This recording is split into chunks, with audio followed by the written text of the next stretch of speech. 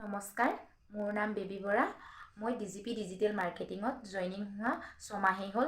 এই 6 মাহ মই এই ডিজিপি ডিজিটেল মাৰ্কেটিংটোৰ পৰা এই কোম্পানীটোৰ পৰা মই বহুতো ভাল এটা ইনকম লাভ কৰি আছোঁ।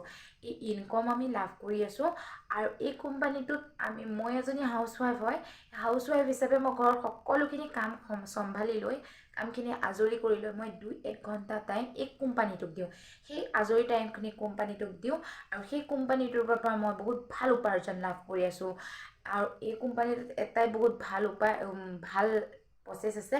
সেই কোম্পানীটোত মানে কি আমি ফেচবুকত যেনেকৈ পষ্টিং দিওঁ, সেই ফেচবুকত পষ্টিং দিয়াৰ বিনিময়ত আমাক কোম্পানীয়ে আমাক ইনকম দিয়ে।